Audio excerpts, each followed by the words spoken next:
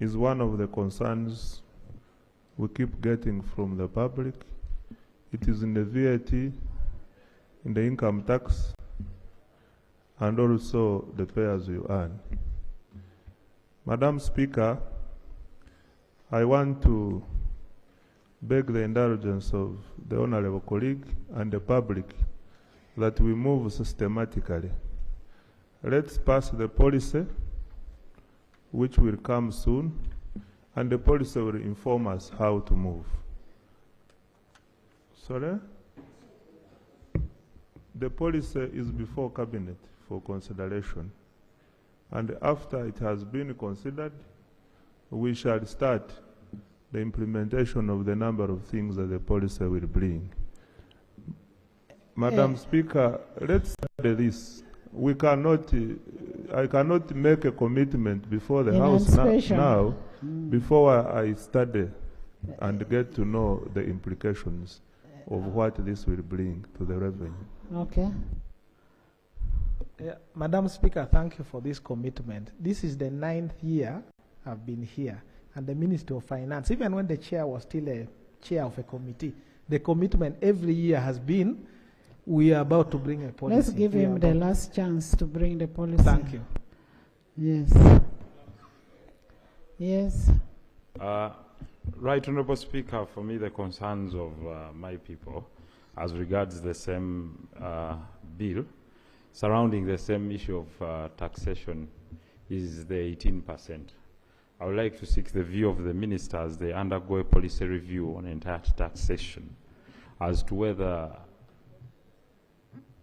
taxation in this country, we need to look at the not only the threshold, but also the percentages, the rate that we have set.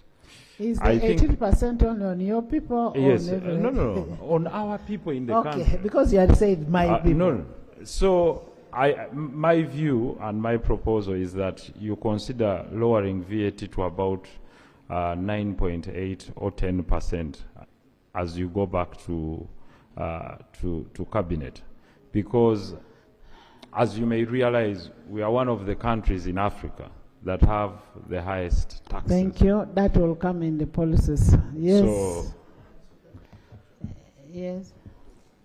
Madam Speaker, let's first start with the youth. Yeah, Madam Speaker, for me the concern was actually the environmental degradation we are going through as a country. You know, most of the people, even the well-to-do, are dependent on charcoal. And this charcoal is devastating forests, and it has cost for us, which the Minister of Finance should be able to address her mind to. We know one of the greatest reasons people are relying on charcoal is because gas cylinders are costly. There's a tax on it, and even the LGP. A number of advocates have moved that we should be able to drop some of the taxes on gas cylinders, and that matter has not been addressed. As a result, we are cutting down trees. And I think that was the issue which I wanted captured. And this House should have provided solutions to, but it's now overtaken by events. I just hope in the policy review, this matter Let's wait addressed. for the policy reviews. Meanwhile, today you're very smart. Very, very smart. Thank you very much, Madam Speaker. Madam Speaker, the 18%, let me give an example of VAT, was put there in 1996. And now it is 2025. It means almost 30 years. It has been this static. And yet technology has come in to improve, and it means the collections and whatever have improved. It means the more you improve, if you want to collect more, the more you reduce the tax rates. So what Honorable Serok has brought, I think the minister can be studying issues like the direct taxes like income tax, but an indirect tax like VAT, which goes direct to the last consumer, it has a big impact on his livelihood.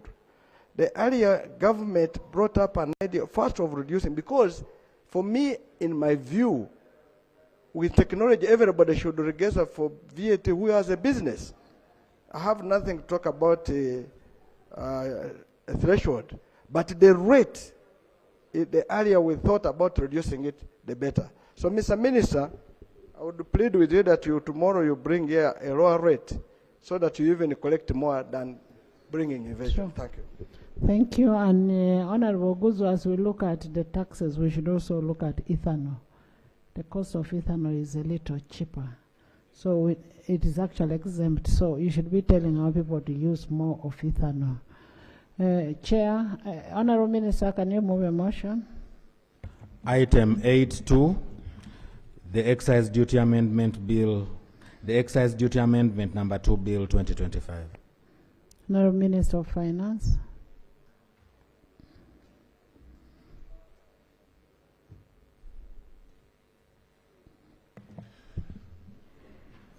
Madam Speaker, I beg to move a motion that the bill entitled the Excise Duty Amendment Bill number 2 of 2025 be read for the second time. Seconded. Seconded by Katesh. Veterans Acho, Nalayo, Negesa, Okot, Mutembule, Kavale, Dr.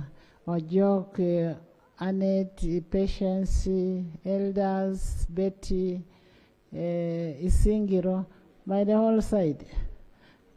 Sam, Aleptong, Dr. Yume, Musa? Sraj, Tororo, yes, Palisa, Bukedi. Speak to your motion.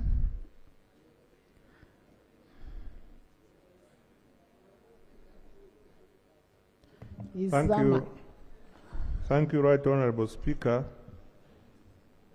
Madam Speaker, the object of the bill is to amend the Excise Duty Act to provide for the remission of excise duty paid on damaged, expired, obsolete goods, to revise the rate of excise duty on certain excisable goods and services under Schedule 2 of the Act and other related matters.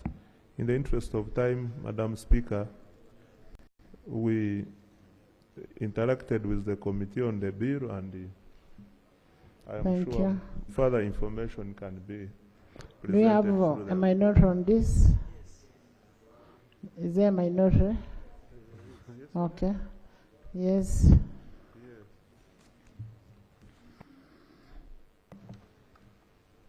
Right Honorable Speaker and honorable colleagues, this report from the committee has a minority report from the Honorable Semuju, Ibrahim Semuju,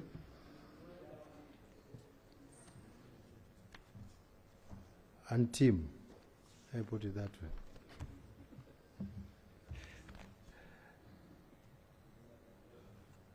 Right Honorable Speaker and colleagues, I'll go straight to observations in the interest of time. The remission of duty paid on damaged and expired or obsolete goods. The amendment allows the person liable to pay excise duty to apply to the Commissioner General for remission of duty if they can provide sufficient proof that the goods were damaged, expired, or obsolete. This application must include: 1, evidence that the excise duty was paid on the damaged, expired, or obsolete goods where applicable. The goods delivery document, such as a formal order for the delivery of goods, should be available. A report from a competent authority detailing the extent and cause of damage in case of the damaged goods, and any other documentation prescribed by the minister, through regulations. If the Commissioner is satisfied that the excise duty was paid on the affected goods, they may either offset the excise duty paid against any other outstanding duty owed by the taxpayer, or at the taxpayer's written request, apply the excise duty paid in reduction of any other outstanding obligation or liability to a person liable to pay tax with regard to other undisputed taxes. The committee was informed that the amendment aims to provide equitable relief for taxpayers by ensuring that they are not unfairly taxed on goods that are damaged, expired, or obsolete, and therefore unsellable.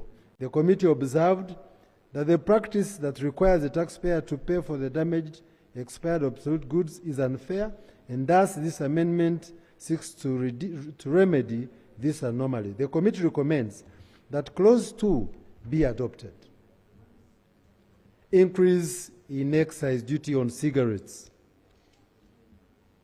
The committee was informed that the amendment aims to raise additional revenue of about 8 billion while taking into account inflation. The proposal supports efforts to align Uganda's cigarette excise duty with the East African Community standards, where Uganda's rates are currently low.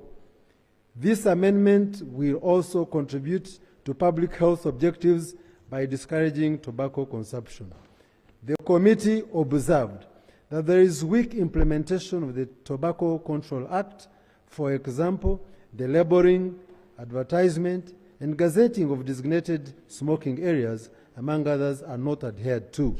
The excise duty has not been adjusted for inflation since the financial year 2017-18, even though the consumer price index has risen by 28.8% from the financial year 2017-18 to financial year 2023-24.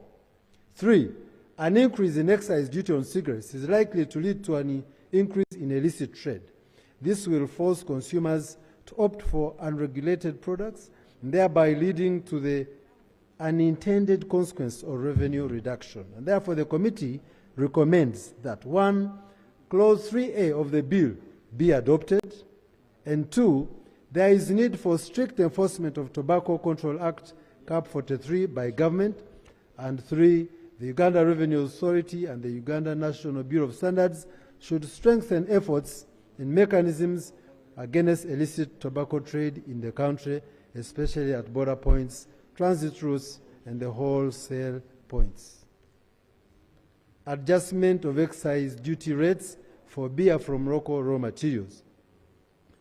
Clause 3B of the bill proposes an amendment to Schedule 2 of the Excise Duty Act to rationalize taxation of beer by repealing the redundant middle-tier tax rate and adjusting the bottom-tier rate to reflect current economic conditions.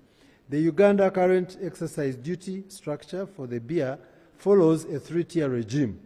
The top tier, Uganda shillings 2,050 per litre, or 60%, whichever is higher for beer, is no local raw material requirement, imported beer. 2. Middle tier, 950 per litre, or 30%, whichever is higher, for beer made from barley grown and malted in Uganda. And the bottom tier, 650 shillings per litre, or 30%, whichever is higher, for the beer made with at least 75% local sourced raw materials. The committee was informed that the middle tier rate has been obsolete because beer from the barrel grown and malted in Uganda qualifies for bottom tier rate. Consequently, the bottom tier specific rate of shillings 650 is no longer practical due to inflation. The proposed adjustment of the specific rate from 650 to 900, an increase of 250, is intended to cater for inflation and effective resultant tax rate. The committee observed that the amendment aligns the tax structure with the present economic conditions. Therefore, the committee recommends that the clause be adopted as proposed in the bill, and the URIS strengthens the enforcement mechanism against illicit alcohol trade in the country, which currently stands at 65%.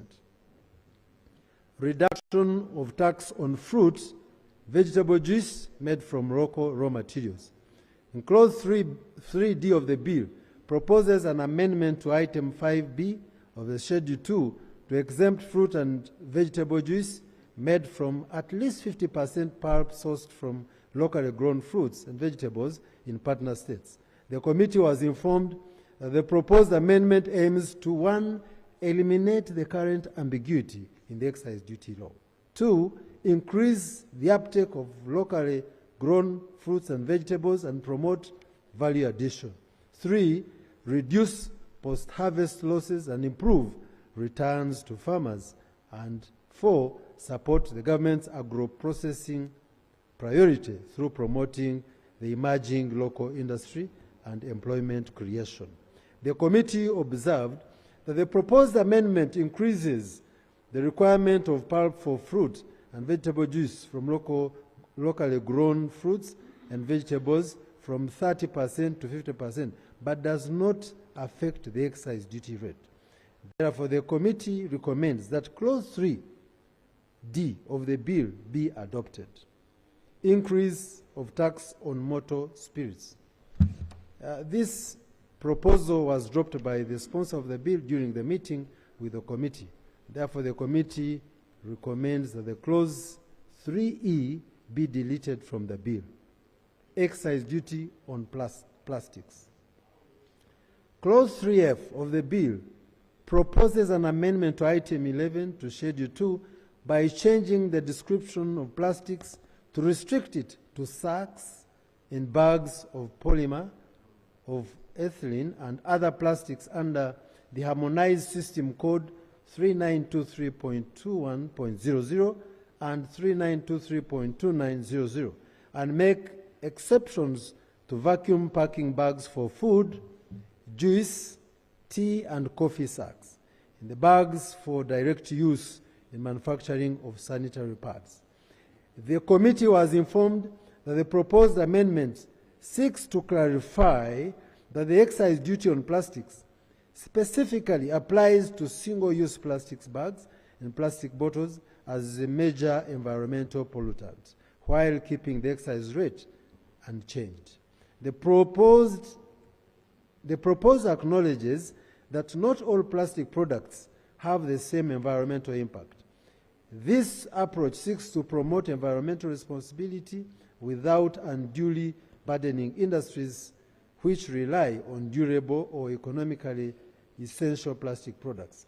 The committee observed that the proposed amendment seeks to exclude not only vacuum packing bags for food, juice, tea, and coffee sacks, and bags of direct use in the manufacturing of sanitary pads, but also all kinds of plastics which were included in the current provision.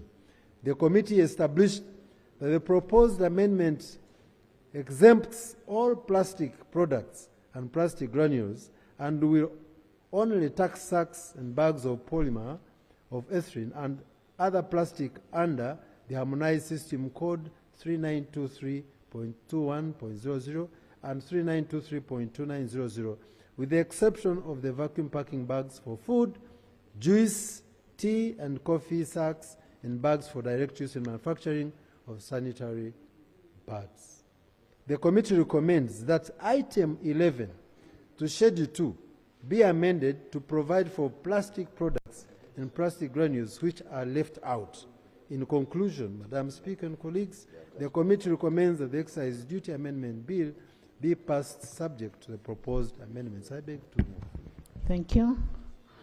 The minority, raise your areas of dissent.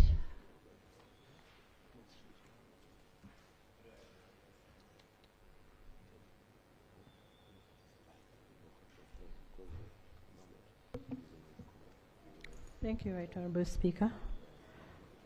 My areas of dissent are lack of studies to support tax bills.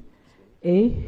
B. Withdrawal of Clause 3E of the bill without adjusting the resource envelope. C. Lack of comprehensive taxation policy in the country. D. Instability of the tax regime coupled with multiple taxes that are crippling the businesses in the country. Dissenting observations, lack of studies of support tax bills. Honourable Speaker, We continue to process tax bills that are not supported by the studies, contrary to Parliament's recommendations. In its report of financial year 2024-2025, the Committee of Budget recommended that going forward, studies should be instituted by the Ministry of Finance and Economic Development to assess the effectiveness, efficiency, and impact of the tax exemptions in a greater detail. In the same year, financial year 2023-2024, also noted that the majority of the tax law amendments were not informed by the tax-related analytical briefs. It emphasized that the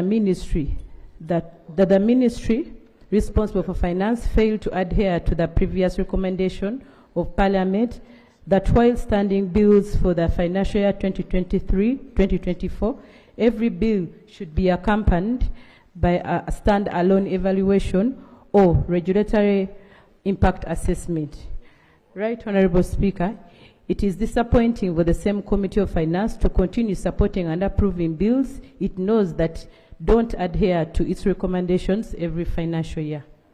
We continue witnessing a lack of appropriate studies for the current tax bills. For instance, while appearing before the Committee of Finance to process the tax bills, the Minister projected that the tax proposals for financial year 2025-2026 would generate Uganda shillings 538.6 billion. Additionally, he projected to generating Uganda shillings 1.885 billion from the URA administration measures, making a total of Uganda shillings 2.4236 billion, while targeting a domestic revenue growth of Uganda shillings to 4.8374 billion. The government doesn't explain how it intends to raise the remaining Uganda shillings 2,413,14 billion. This informs that the government revenue projections are made without studies to support the tax proposals.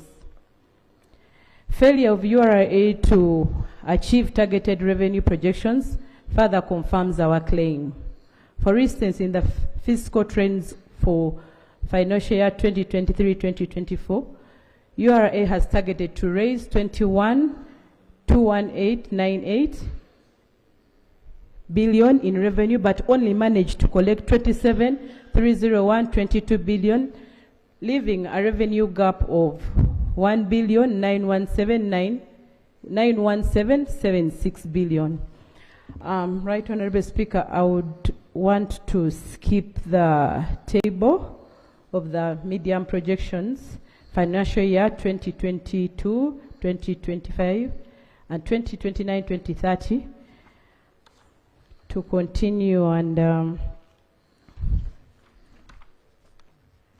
to proceed with the budget framework paper, financial year 2025, 2026, revenue targeted, which were compared to the first and second budget called circulars, revenue projections that indicate very wide variations, suggesting a lack of studies underpinning these projections. The 13th September 2024 projected domestic revenue at Uganda shillings 33.182 trillion with a budget of 57.441 trillion. The budget call circular issued 3 months later, on the 13th February 2025, projected domestic revenue at Uganda shillings 35,692.9 billion. That proposed domestic revenue amounted to Uganda shillings 38,818.66 billion for a budget of 71.98 trillion. The frequent changes in revenue targets the frequent changes in the revenue targets imply a lack of thorough studies to support tax proposals.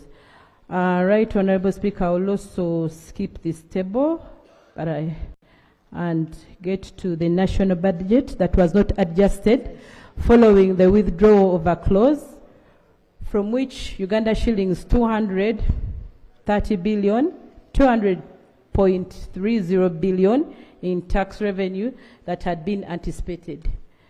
The certificate of financial implication submitted by the Ministry of Finance, Planning and Economic Development on 25th March 2025 indicated that the excise duty amendment tax bill was projected to generate 27.70 billion annually from increased excise duty on fuel, cigarettes, and beer. However, during a session with the Committee of Finance, Planning and Economic Development, Clause 3E of the bill was withdrawn. This clause, which proposed to an increase of the excise duty rate on fuel, was expected to raise to Uganda shillings 200.30 billion.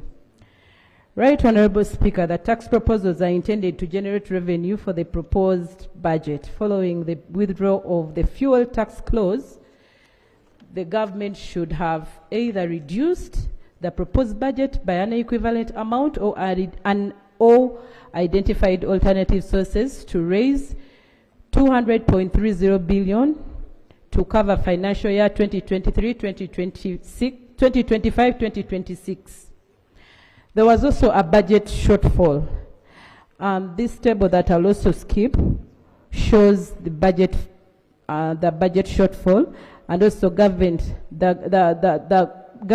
proposed budget, that led to the increase of taxes on the fuel. It is indicated in this table below. However, I want to go to the third one, that lack of comprehensive taxation policy in the country. Right, Honorable Speaker, in our various minority reports, we have always advised government to develop a comprehensive tax policy in the country. With time, even the majority reports joined us in agitating for the same. For instance, in its report, the Budget Committee on the Annual Budget Estimates for financial year 2024-2025 recommended government to develop a national tax policy that would form the basis of effective tax legislation and tax administration. Right, Honorable Speaker, the Minister of Finance, Planning and Economic Development presented tax bills. Right, Honorable Speaker, this I will stand this because the Minister says he explained to us that he's going to present it in the cabinet. Okay. Yeah. So Thank you. I'll jump that one and go to instability of the tax regime, coupled with multiple taxes, crippling businesses in the country. While taxes are crucial for the country's development, a multitude of taxes and complex tax procedures have placed a significant burden on businesses, hindering their growth, profitability, and overall sustainability.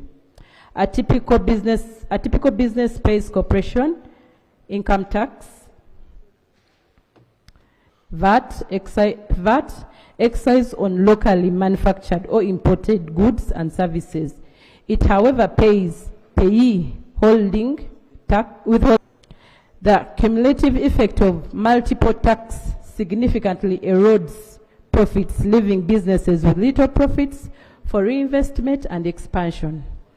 It is high time this government streamlined the tax policy, reduce number of levies, simplify tax compliance, and provide a more conducive business environment. Right, Honorable Speaker, the frequent amendment of the tax laws has presented challenges for both the taxpayers and Uganda Revenue Authority in administering taxes. Previous reports from the Committee of Finance regarding tax bills attributed this to the lack of comprehensive tax policy. While processing the financial year 2024-2025 tax bills, the Committee on Finance recommended that Ministry of Finance, Planning and Economic Development establish such a policy to ensure, among other things, stability of the tax regime. Right, Honorable Speaker, it is regrettable that this year the government is proposing 7 tax bills that appear intended to further burden taxpayers without a commensurate improvement in public service delivery. We continue to witness inadequate health care services nationwide and severely underfunded education sector, and the persistent problems of the poor roads and floods, to mention but a few. Taxes must serve as instruments of development, not solely as mechanisms of revenue collection. The front bench, spearheaded by the Minister of Finance, Planning and Economic Development in collaboration with URA, proposes new proposals every year, and this House, the Parliament of Uganda, legislates to increase taxes on every people who elected us. New taxes upon old ones are cumulatively added on the already heavy taxes burdened first by most Ugandans. While in this obligation, in the obligation of the taxpayers to pay the tax dues, it is equally an obligation of the government to offer services to its citizens in equal measure. Right, Honorable Speaker, countries must pay heavy taxes and have their services improved across the board. In conclusion, governments must adjust its budget by the amount it had proposed to raise the withdrawn clause 3E in bill, or provide alternative sources of the shortfall. I beg to submit. Thank you. Thank you. Yes, he has a procedure matter. Yeah, Madam Speaker, I was wondering, when we say we have a minority report, I thought it would be specific to the clauses. To the clauses. But then, my honorable colleague is like It reading is on literature. an alternative policy, tax policy. Why don't you have a comprehensive tax policy and submit it to government? It is on literature, not on clauses. You see, Madam Speaker, I signed the minority report, but the former LDU had started complaining in the committee. Why do you have a minority report? See, the minority report is... Let's go to serious business. Honorable Minister, you've had Honorable Minister, you've had a minority report. It is more on the policy issues, so you may need to capture the policy issues that are being raised and see how we handle them in the next taxation. Yes.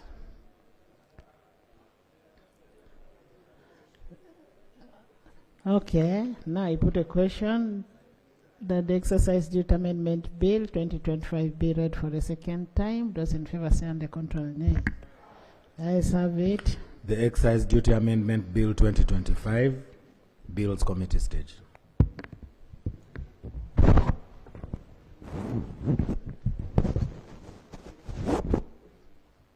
Please sit. Lob, sit. Medi, can you go there and leave Lob to concentrate? Yes. Clause 1. I put a question that clause 1 stands part of the bill. Those in favor say on the contrary nay. The ayes have it. Clause 2. I put a question that clause 2 stands part of the bill. Those in favor say on the contrary nay. The ayes have it. Clause 3. Chair.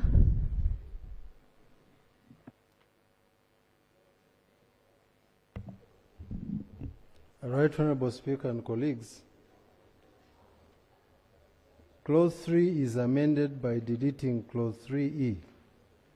Justification proposal was dropped by Minister of Finance during the meeting with the committee.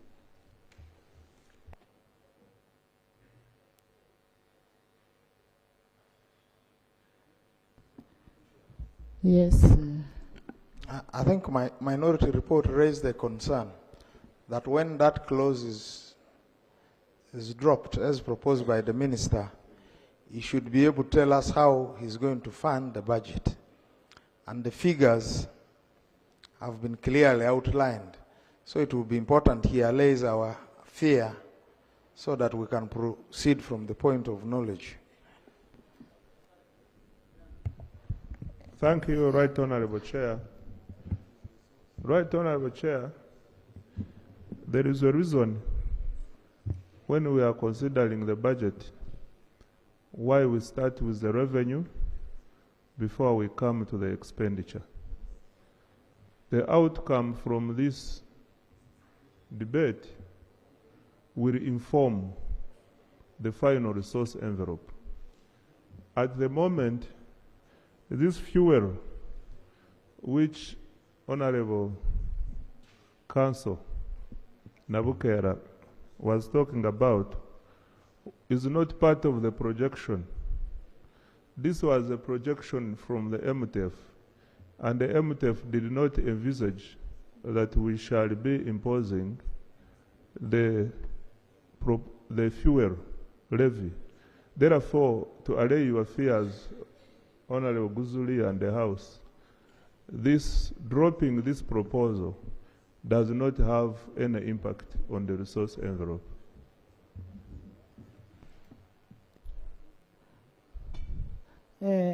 Shadow?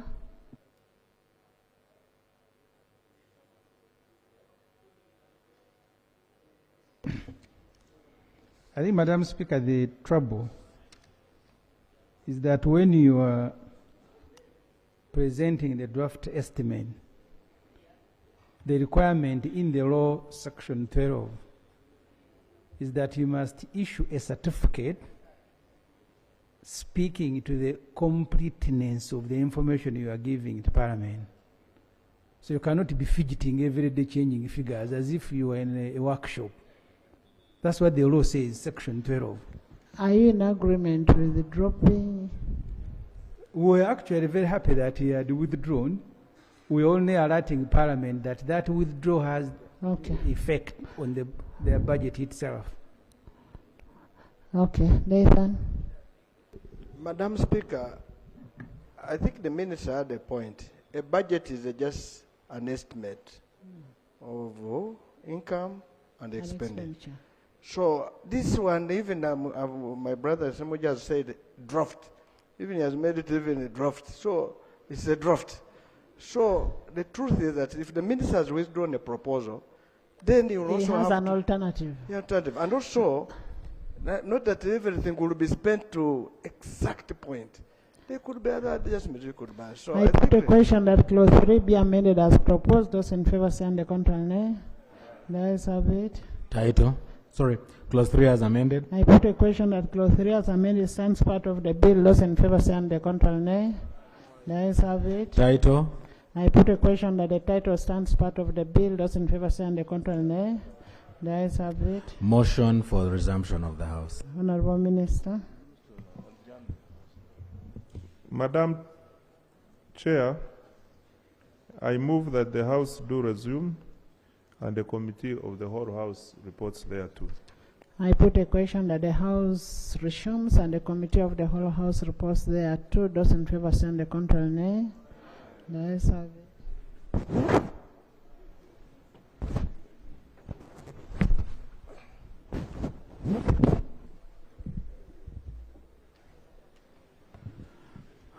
Report of the Committee of the Whole House. Honorable Minister.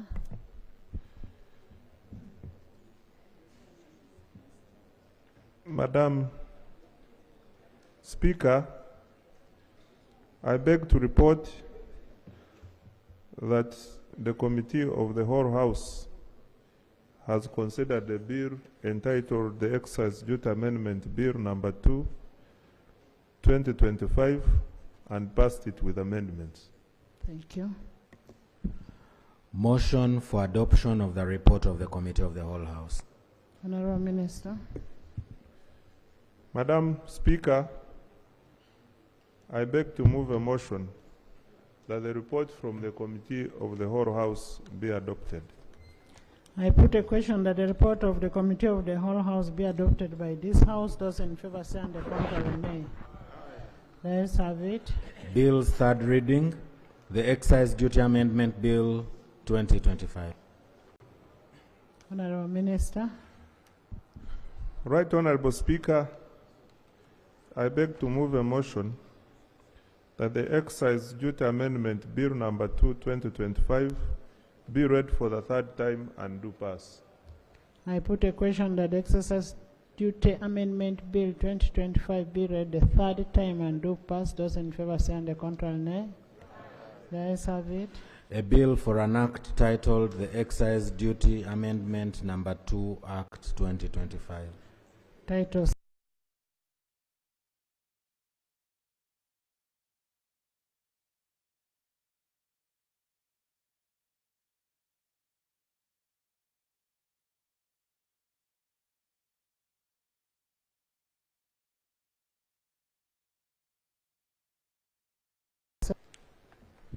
Right Honorable Speaker, I beg to move that the bill entitled the Tax Procedures Amendment Code 2025 be read for the second time. seconded. Seconded by Kankonda, Moses, Karamoja, Honorable Bahati, Honorable veterans, Alanyo Nekesa, Omara, Patience, Annette, Nathan, Betty, Jennifer, Faith, Zama, Siraj, Koboko, Enos, Alepto, Sam, Palisa, Hoima, and Honorable Goli. Speak to it. Speak to your motion. Madam Speaker, you said one of the seconders of this bill is Karamoja. Karamoja Affairs. I have looked at the list of Karamoja MPs. I didn't Affairs. find anyone called Karamoja. Minister of Karamoja Affairs. Yes. You know, he's an old man. I can't call his name, being my uncle.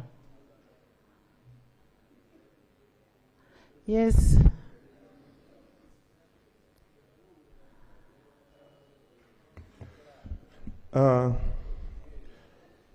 Madam Speaker, the object of the bill is to amend the Tax Procedures Code Act, Cap 343, to provide for use of the national identification number and the registration number as tax identification numbers, provide for a gaming and betting centralized payments gateway system, provide for the penal tax for failure to use or integrate with the gaming and betting centralized payment gateway system, and for other related matters. I submit. Thank you. Chair, how many minority reports do we have? There's one from Honorable Nathan.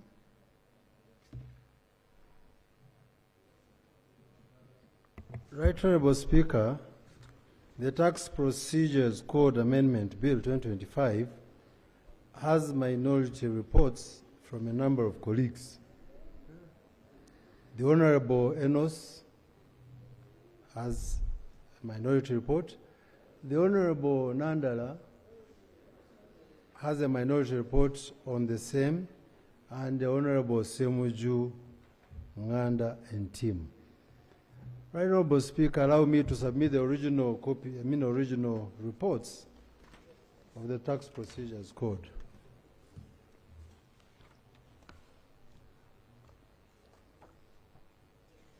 I will not divulge into the objects of the bill and all the methodology, but allow me to go straight to the real issues. The replacement of the TINs with NINs and registration numbers. Clause 2, subsection 1 of the bill proposes to substitute section 4 of the Tax Procedures Code, Cap 343, to designate national identification numbers issued by National Identification Registration Authority and the registration number issued by Uganda Registration Services Bureau as the official tax identification number, and the TIN issued by the Foreign Tax Authority with whom Uganda has a tax treaty or agreement for exchange of information.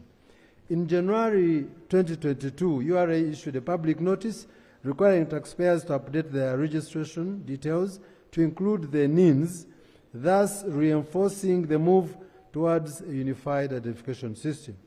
The committee was informed that adopting the NIN and URSB registration numbers as TINs offers several benefits as explained below. 1, consistent identification.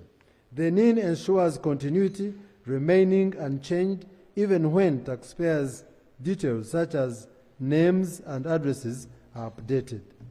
This minimizes confusion and leads to more accurate identification, particularly in cases of individuals with similar names, company mergers, or trade names used, or trade name usage, I beg your pardon.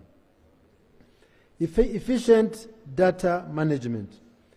Using NIN as unique identifier simplifies the integration of various data sources such as tax returns, payments, and other relevant information. This facilitates easier cross-referencing, analysis, and reporting. And 3, improving communication. The NIN provides a clear reference point, enhancing communication between Uganda Revenue Authority taxpayer and taxpayers through both digital and traditional channels, reducing ambiguity and streamlining interaction. The committee therefore observed that the proposal will simplify the process of paying taxes. And 2, the proposal will enable Uganda Revenue Authority to collect data on both individuals and non-individuals who are in the business but not paying their fair share of taxes and implement the requisite measure thereafter. The proposed enhancement is aligned to Section 65 of the Registration of Persons Act, which permits the use of national identification registration for taxation purposes. And 4, use of NIN will enable taxpayers to easily comply with registration of tax purposes. Majority of Ugandans already have the NINs, which shall not change even upon expiry of the taxpayer's national identification card. 4.3, establishment of a central registry for non-individuals. Clause 2, subsection 2, proposes to amend the Tax Procedures Code to amend the URSB to establish and maintain a centralized registry, I beg your pardon, centralized register of all non-individual entities registered, incorporated, or operating in Uganda.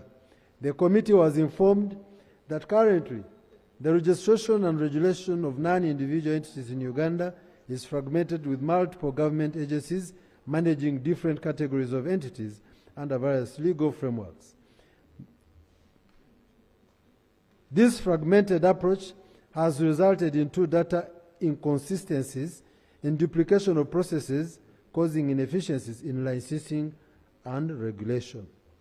The absence of a centralized database complicates efforts to track beneficial ownership, creating opportunities for illicit financial activities, tax evasion, and revenue loss. The proposed central registry is intended, therefore, to address these challenges by providing a unique database of non-individual entities, include trusts, societies, cooperatives, and non-governmental organizations. The committee observed that the establishment or establishing a centralized database will create a more efficient and transparent registration framework, and this will streamline taxpayer identification and enhance revenue mobilization. 4.4, inclusion of NIN and registration number in the returns of tax authorities. Clause 2, subsection 2, seeks to amend the Tax Procedure Code Act to require taxpayers to include NINs, business registration numbers, or TINs used by foreign tax authorities with whom Uganda has a tax treaty or agreement for exchange of information on any return, notice, communication, or other documentation submitted for tax purposes.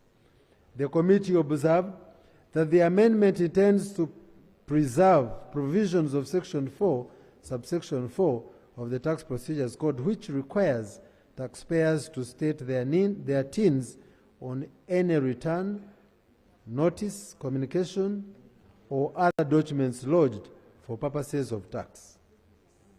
4.5. NIN as a requirement for issuance of license. Clause 2, subsection 4, mandates a local authority, government institution, or regulatory body not to issue a license or any form of authorization required for conducting business in Uganda unless the applicant possesses a NIN, business registration number, or a TIN issued by a foreign tax authority with whom Uganda has a tax treaty or agreement for exchange of information. The committee observed that this provision mirrors the current Section 4, subsection 9 of the Tax Procedures Code Act, which imposes a similar requirement for an individual to have a TIN before obtaining a business license.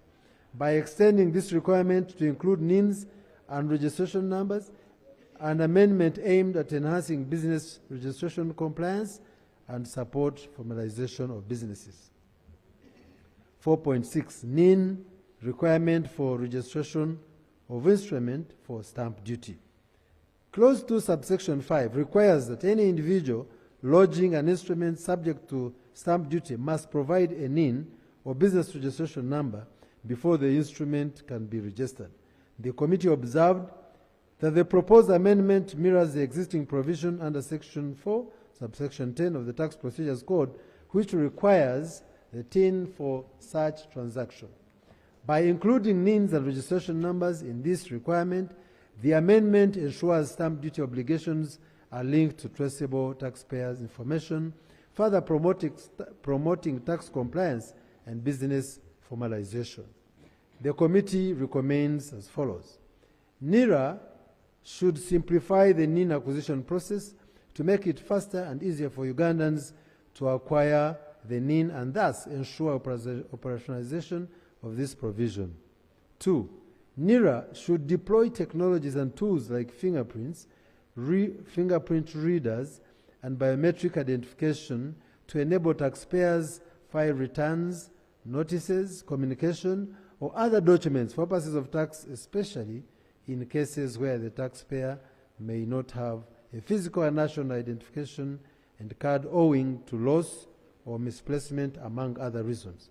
And 3, the proposed amendment in Clause 2, highlighted above, should be adopted in order to ease tax administration, enforce compliance, consequently expand the revenue base. 4.7, waiver of interest and penalty upon payment of the principal tax. Clause 3 of the bill proposes an insertion of Section 47B in the Tax Procedures Code Act, which provides that any interest, penalty, outstanding as at the 30th of June 2024 shall be waived where the taxpayer pays the principal tax by 30th June 2026. Further, Clause 3 proposes that where the taxpayer pays part of the principal tax outstanding as at 30th June 2024, by 30th June 2026, the payment of interest and penalty shall be waived on a pro rata basis. A similar provision was introduced in 2023 and 2024 by Ministry of Finance, Planning and Economic Development and passed by Parliament. The committee was informed that this proposal is aimed at providing taxpayers with additional time to resolve outstanding tax issues, stabilize their cash flows, and settle obligations. The committee observed that many taxpayers have not benefited from the 2023 and 24 amendments because of the outstanding issues with their respective URA ledger reconciliation. And therefore, the committee recommends that the proposed amendments be extended. The proposed amendment to extend the waiver of interest and penalty upon payment of principal tax should be adopted. And 2, URA should clean up the tax ledgers to address the numerous complaints from the taxpayers. Right Honourable Speaker and colleagues, 4.8, revision of penalty for non-compliance with IFRIS. Clause 4A of the bill proposes an amendment to Section 93 of the Tax Procedures Code Act to revise the penalties of non-compliance with the electronic physical receipting and invoicing solution by imposing a penalty of double the tax due on the goods and services. The current penalties impose either the tax due on the goods or services or 400 currency points, which is 8 million, whichever is higher. And for using the electronic physical device, or the tax due to the goods and services, or 300 currency points, which is equivalent to 6 million Uganda shillings, whichever is higher, for not issuing an IFRIS, for not using the IFRIS system. That is issuance of a fiscalized receipt. The amendment seeks to replace these penalties to revise provision imposing a penalty of double tax due on the goods and services. The committee was informed that the proposed amendment aims at addressing the iniquity in the current system, where small businesses bear an unfair burden due to the disproportionately high penalties. The committee recommends that the clause be adopted. 4.9. Introduction of a gaming and betting centralized payment gateway system. Clause 5 of the bill proposes insertion of a new section 93A immediately after 93. The insertion requires operators of casinos, gaming and betting activities to conduct all transactions, both for receiving wages and making payouts, exclusively through a centralized payments gateway system licensed by Bank of Uganda under the National Payment System Act. The system will directly link to the Uganda Revenue Authority electronic notice system to facilitate real-time monitoring and reporting of transactions. Clause 5 of the bill also seeks to introduce Section 93B, which stipulates that an operator of a casino, gaming and betting activity who fails to use or integrate with a gaming and betting centralized payment system shall be liable to a penal code equivalent to double the gaming or withholding tax due of 5,500 currency points, whichever is higher. The committee was informed that this provision is intended to enforce compliance with the system given the substantial cash flows and heightened risk of non-compliance in the gaming and betting sector. The committee was also informed that the amendment will help curb illicit financial flows, minimize the risk of tax evasion, improve oversight of the industry's financial activities, and further, the amendment is aimed to reduce and finally eliminate the use of cash in gaming and betting industry. The committee observed that 1, there are 2 categories of slot machines used in the betting and gaming sector. Slot machines which accept Uganda currency, coins and paper notes, and slot machines which accept electronic cards, biometric access. The second category is in line with the technology advancement in the gaming world. The gaming standards developed support the second category, which is in line with the centralized payment gateway system. The National Lotteries and Gaming Regulatory Board is unable to ascertain the accuracy and authenticity of the stakes and payouts of transactional data submitted by operators on the National Central Electronic Monitoring System. There are a number of betting companies which have slot machines which accept Uganda currency, coins and paper notes, and will be required to comply with the requirements of the provision.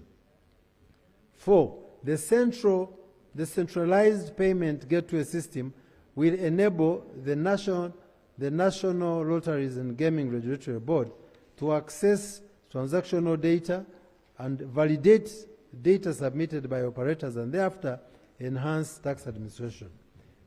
The committee recommends that the operators who are not compliant at the commencement of this act should be given a 1-year transition period to should be given a 1-year transitional period to integrate their equipment with the centralized payment gateway system. 4.10. Personal liability for failure to comply with the tax exemption requirements. Clause 5 of the bill proposes insertion of a new section 93C, which requires a taxpayer exempted from tax to continually maintain the conditions necessary to qualify for an exemption under the tax law. If the taxpayer fails to meet these conditions, they will be liable to pay the tax due for the period in which they were non-compliant. It is pertinent to note that the tax due shall be paid personally by the taxpayer who failed to uphold the exemption requirement. The committee was informed that this amendment addresses the significant gap in the law regarding the treatment of taxpayers who cease to meet exemption conditions. Under the current requirement, under the current regime, there is no clear guidance on what happens when an exempt taxpayer no longer satisfies the legal criteria for their exemption. The proposed amendment resolves this by specifying that the exemption will not be applied for any period in which the conditions are unmet, but may resume once the taxpayer regains compliance. The committee observes that the introduction of a personal liability in case of a non-compliance will mainly affect the taxpayers enjoying the VAT and excise duty on supplies received. The proposed amendment indicates that if the taxpayer previously enjoyed an exemption but fails to maintain the required conditions, that taxpayer will bear the responsibility of paying the unpaid tax on supplies made during the period of non-compliance. And 2, the proposed amendment will ensure accountability and prevent abuse of exemptions by certain taxpayers. The committee recommends that the proposed insertion of Section 93C be adopted. The committee, in conclusion, recommends that the Tax Procedures Code Amendment Bill be passed subject to the proposed amendments. I beg to submit. Thank you. Thank you. Minority. Thank you very much, Right Honorable Speaker, and I'll be brief. We have 2 areas that we are dissenting with the main committee, that is Clause 4 and Clause 2. When you look at page 2, yes, that is on the penalty of IFRIS, and then the issue of using NIN as TIN, the NIN as tax identification numbers. So when you go to page 2 of the minority report, the negative impact of double IFRIS penalties, and we are proposing to have a capping to a penalty not exceeding 10 million shillings. The government's proposal to double the penalty for non-compliance with IFRIS, electronic fiscal receipting and invoicing system, irrespective of the transaction value, is a counterproductive measure, particularly burdensome to taxpayers. The proposed doubling of the structure risks imposing crippling financial penalties.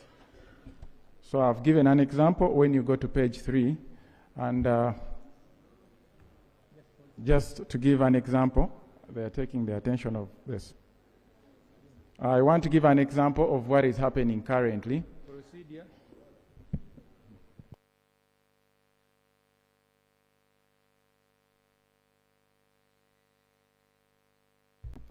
Yes.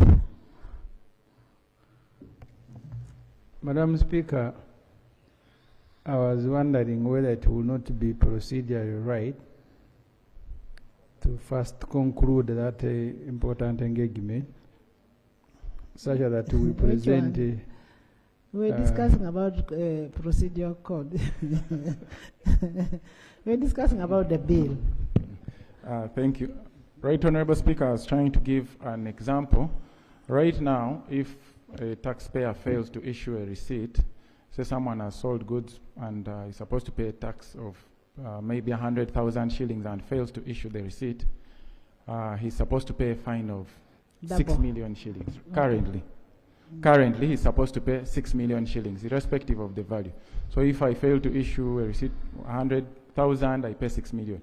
If I fail to issue 50 million, I'll pay still 6 million, which is unfair to the small taxpayers, because someone who failed to issue a receipt of 10,000 is paying a fine of 6 million. It's unfair to the small ones. But now this amendment, yes, it would be good, but again, it's disadvantaging the large players, those who fail to issue receipts of huge transactions. So for example, the new proposal, if I fail to issue a receipt of 100,000, so the tax, the penalty will be double, which is 200,000 shillings. So if I fail to issue a receipt and the tax is 100 million shillings, double, I'll have to pay 200 million shillings. Yes. The tax due on the receipt, yes. Yes. I'm saying if you fail to issue a receipt, then you're supposed to pay double the penalty. That is double the tax. Hmm. Yes.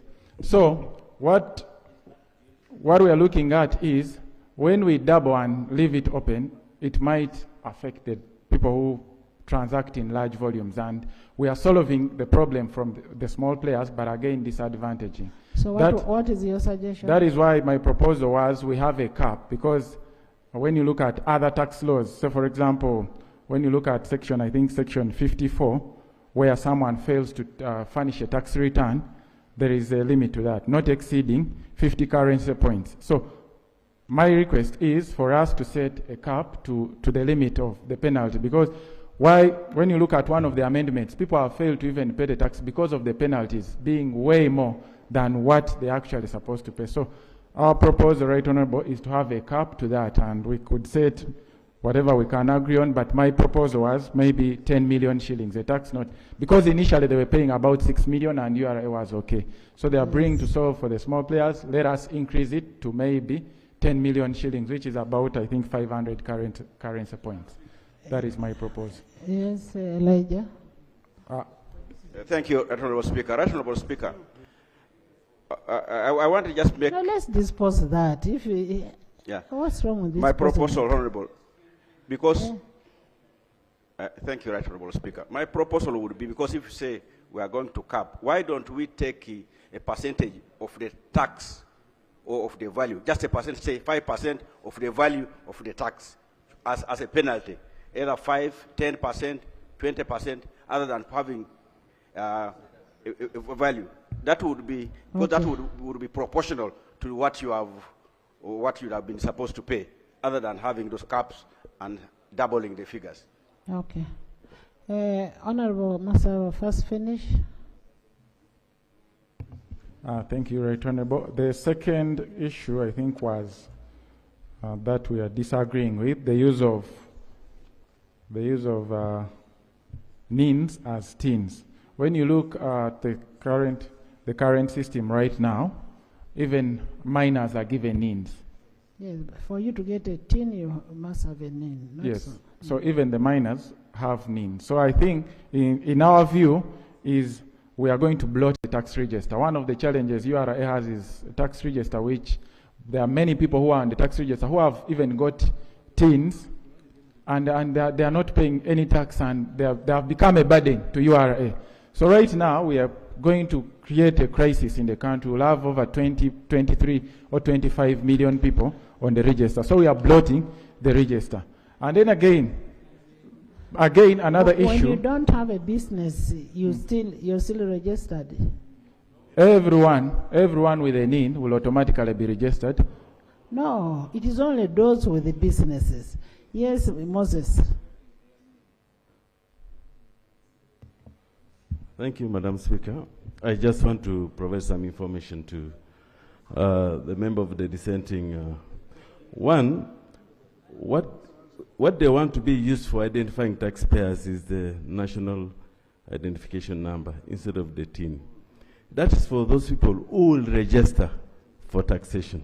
not As- just as anyone with a NIN. individuals. So that's what I wanted to, that's what I want to clarify. And then the other one on the penalty, it is on the penalty on the tax due from the receipt that has been issued, not on the value of the receipt. So when you present it as the value of the receipt, it is misleading and it looks like a big figure. You might find that someone has issued a receipt of about 200 million shillings, but the actual tax due may be 5 million shillings. So that's what will be actually penalized against. Yeah, so I wanted to clarify on that. Thank you very much. Let him also clarify. Right Honorable Speaker and colleagues, there is a lot of merit in considering NINs because I want to give information that in the past, No, we are making a clarification so that we move faster. in the past, some of the smaller taxpayers or individuals, for example, in Western Nile, someone who has no TIN, who gets imports a motorcycle from DRC, he has to register it, and there's a requirement for a TIN. Now, administratively, the cost of him going to meet the requirements of registration and the distance would not be facilitative for the local people. So having to consider a NIN for that tax would be able to facilitate Ugandans, as small as they are, to trade faster. And I think the question would be the effective date of implementation. If Thank the you. minister is satisfied that the register can Honorable hold, Masaba. it should be able to Thank be you. implied. Let's get Masaba first. Thank you, Right Honorable. I think my deputy chair didn't get me well, but that is the point I was stating, because I was talking of a tax that someone is supposed to pay. So right now, according to the proposal, is to double that tax on a receipt not issued. I think I was clear, but maybe you didn't get me well. And on the issue of TIN, when we had the interaction, they stated that automatically whoever has a TIN is registered and he or she becomes a taxpayer. And the argument Honorable Katesh is raising, that it will save people to go and register. Yes, if I buy a car, then automatically I have to register and get a What TIN. So there Honorable is Katesh is saying, in the circumstance that you don't have a TIN number, but you have a NIN number, and he gave an example of if you bought a motorcycle, you're able to register using Chair, the NIN. Right Honorable, they are replacing the TIN with NIN. So there will be nothing to do with TIN anymore in the country. So, yeah. How can you replace Yes, TIN with the NIN? Right Honorable. Masaba, have you finished with your areas of dissent? Right Honorable, yes, those were the two areas. And the other issue concerned data integrity and security. Still, it's about the NIN as well and TIN. And then someone has to file, which might become a burden. I think this is one of the issues that we raise, a requirement for people now to file returns at the end of each year because they have a TIN. They have it. Madam Speaker, the procedural matter I'm raising regards the presentation of this report. In our rules, reports are not casual statements that are submitted or made on the floor of Parliament. That's why the requirement is for it to be written. And when you are presenting it, you are Clerk confined. capture all what is in the report.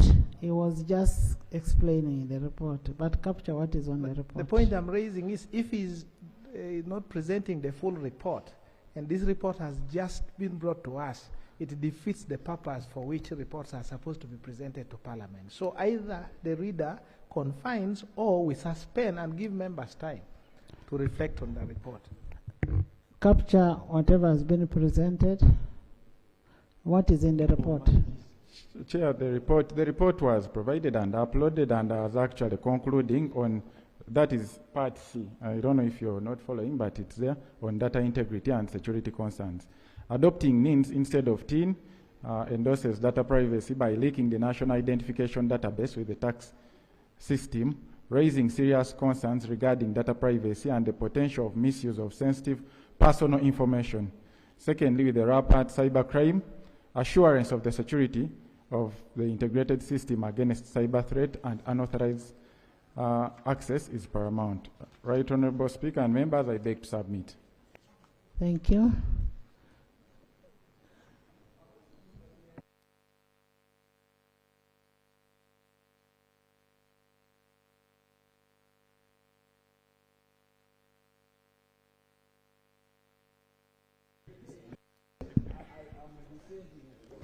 Madam Speaker, thank you so much, and honorable colleagues. Mr. Speaker, Madam Speaker, and sorry.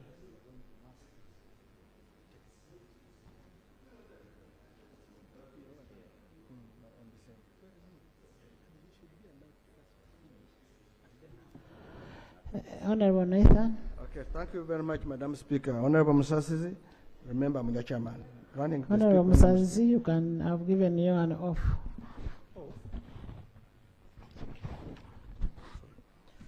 Madam Speaker and honorable colleagues, the dissenting view I have is which the chairperson of the committee has talked about, and the committee is on clause 3. That's the waiver of interest and the penalties. Madam Speaker and honorable colleagues, if we don't handle this thing very carefully, it is going to come year in, year out. And the chair of the committee has clearly stated the ledgers of URA are a big problem. And because of that, I want to refer to section 39 of the Tax Procedures Act Code, not section 38, which says, when a taxpayer is liable for a penal tax and the interest in relation to a tax liability, and the taxpayer makes a payment, and is less than the total amount of tax, the penal tax and the interest due, the amount is applied in the following order. In payment of the principal tax, in payment of penal tax, the balance of Madam Speaker, my former chairman, a while ago, raised the matter of reading a report as it is. And now, he's doing referencing. He's also referencing, yet he has a minority report. So the presumption is that all of you don't have the principal act, is just referencing for everybody. Because he wanted to follow what he wrote as his minority on the screen. Madam Speaker, this one is the law. I was helping you to know. So, Madam Speaker, the amendment which I want to raise is that under clause 3, I am raising that the amendment should read that interest and penalties outstanding between 1st July 2014 and the 30th June 2025 be waived as long as the taxpayer pays the principal tax by 30th June 2026.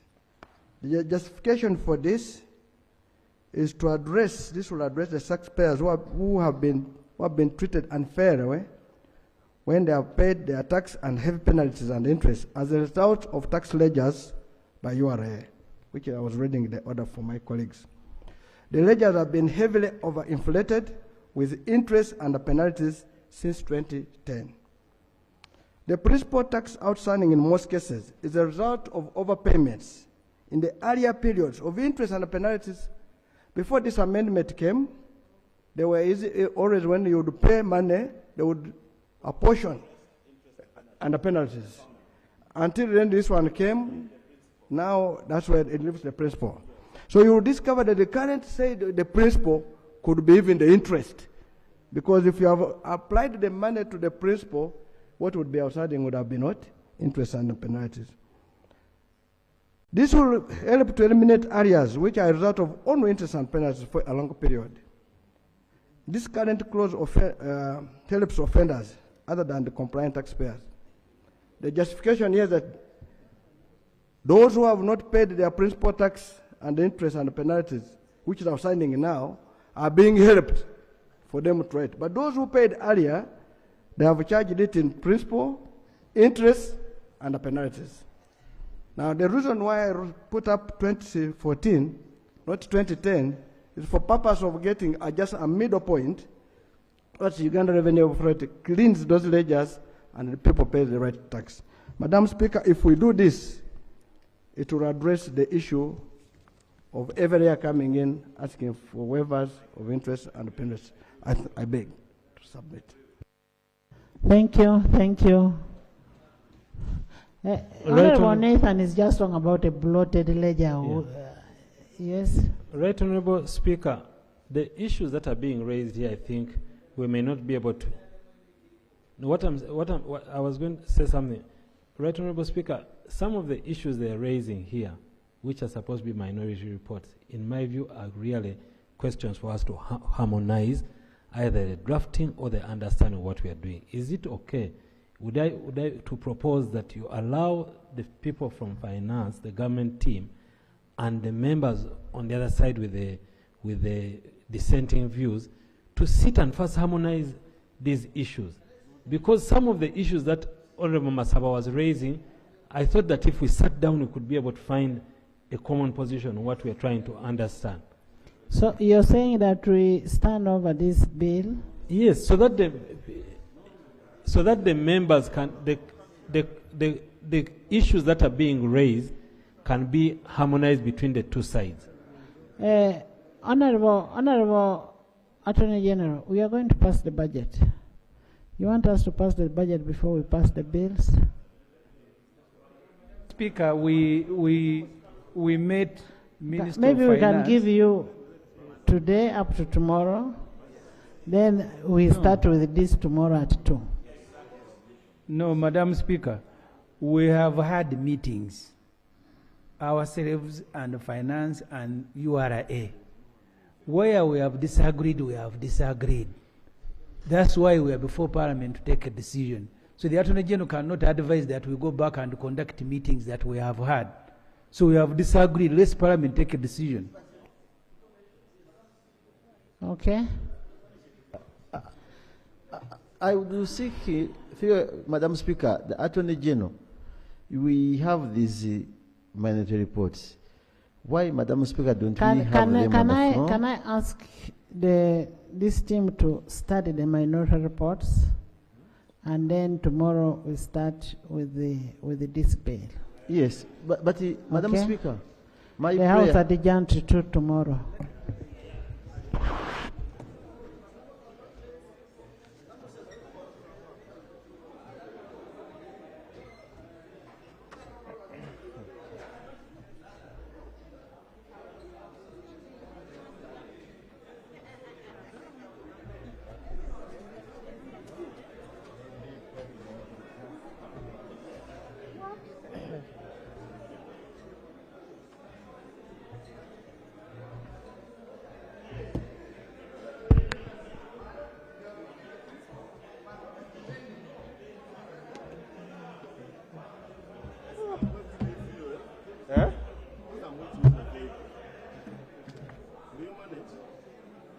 I will see if you guys, I will handle it with good girl.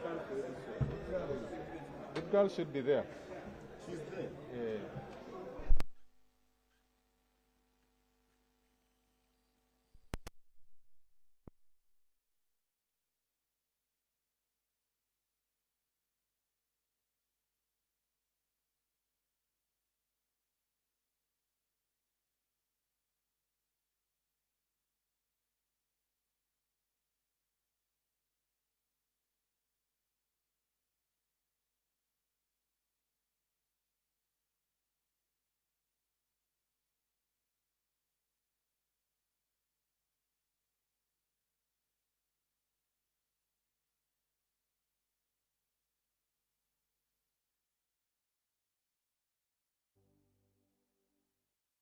Pick of the day on UBC.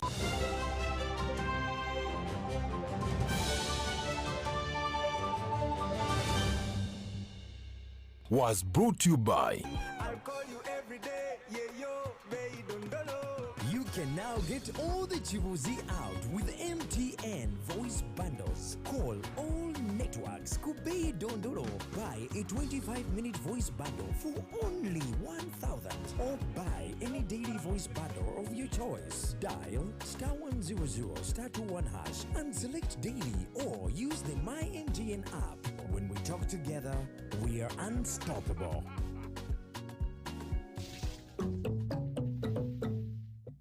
Big thing about the MTN Super. Wali yakapia musite wali yakapia. MTN kabo the Super mustairompia. Then you kabo the smartphone nebi akabibiona. MTN kabo the Super mustairompia. Then you kabo the smartphone nebi akabibiona. Get the new Kabode Super smartphone and enjoy 16 GB free. Start with a deposit of only 45,000 Uganda shillings and pay the rest mpora in daily installments of less than 1K. You can also make weekly and monthly installments. Together, our vibes are unstoppable. Terms and conditions apply. MTN. MTN is regulated by Uganda Communications Commission. Imagine a place where healthcare meets compassion. Others come in and they have families, but families have fallen apart. Where every patient is treated with dignity and care. We have just talked about one aspect of it. Welcome to Mulago National Referral Hospital, the heart of Uganda's healthcare system. The moment you discharge these patients home without giving them oxygen means you've really written a death sentence. Takes almost 50% of the cases we are handling are road traffic accidents. We are encouraging the young ones out there to come and work. From pediatric care to advanced organ transplants, Mulago's dedicated team is always ready to help. And in Mulago, since we're a referral, we get the most complex of them because we just don't remove cancer, we remove even everywhere it wanted to spread so that the patient can survive. Watch Inside Mulago every Tuesday at 7:30 p.m. on UBC TV, inspiring Uganda.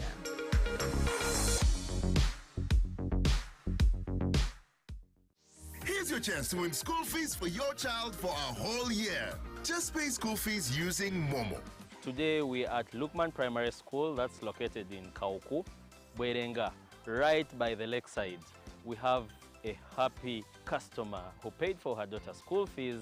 Nuru wano muwanguzi era agenda kusoma guno mwaka gwonna. MTN Momo esasudde yo akolegwa akusoma. Nga nsasula bitundu nendeeta nensasulako nasigala nga babanja natuka okuwumula nga tannamalayo banankita bibadde byangu naye mwebale nnyo mwebalira mpulira ng'essanyu limpitidde naye mpulira ate kati nga kaba bukaabi mu mutima mwebale nnyo mwebalira kula nga nze muwanguzi nakkonde nnooku. Dial *165 *80 hash. Select option 2 for school pay. Select option 1 to pay school fees. Enter the student number and amount and approve the transaction. You are now entered a draw to win school fees for your child for a whole year. This May 24th is the grand finale of the Pearl of Africa Tourism Expo 2025. Festival Day at Speed Resort Munyonyo. Experience a vibrant mix of music, dance, fashion, art, a fun-filled kids section, and an epic boat regatta on Lake Victoria. Live on stage, Luthri, Winnie Nwaji, Abeka Band, Otim Alpha, Sunabed, Shilaga Shumba, Salvador, Alideki Brian, Crane Performers, and more. General tickets go for 20K and VIP for 50K. Get yours now at tagticketing.com. For what a festival day. Celebrate culture, celebrate Uganda. Don't miss it. Pick of the day on UBC.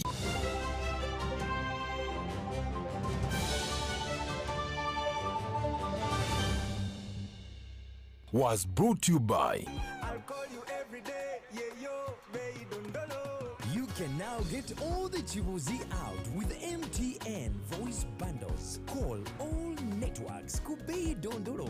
Buy a 25-minute voice bundle for only 1,000 or buy any daily voice bundle of your choice. Dial *100 *21 hash and select daily or use the My MTN app.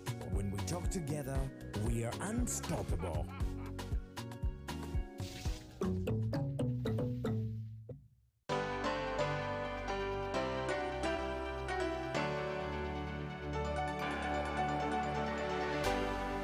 UBC, inspiring Uganda. In a nation hungry for truth, a world where every story matters, there exists a beacon of trust and reliability. For decades, they've been our voice and our window to the world, holding the mirror of our history. With 4 TV stations and 11 radio channels spanning 27 languages, they stand as guardians of information, defenders of truth. With Mascari Heritage Advantage, they uphold every citizen's right to reliable and free information. Their archived stories shaped our past and illuminate our present. Yet now, as new challenges arise and the world evolves, their mission faces its greatest test yet.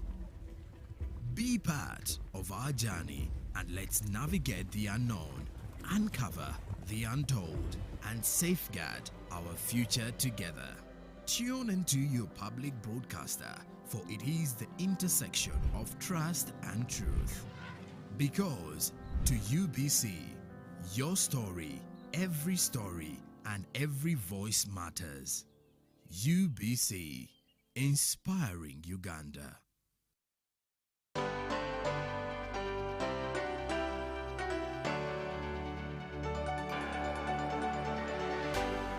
UBC, inspiring Uganda.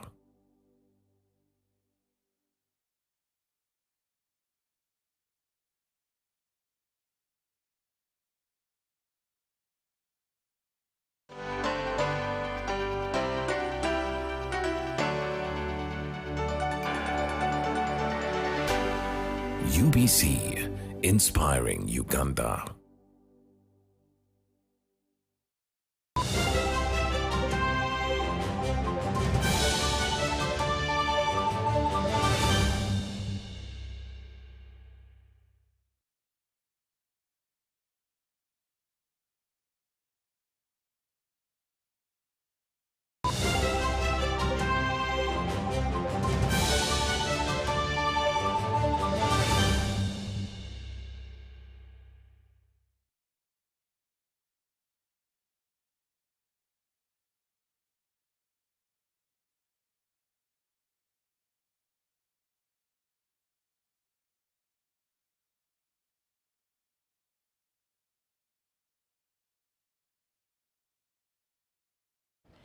Hujambo mtazamaji wa UBC TV, unakaribishwa katika taarifa hii ya habari.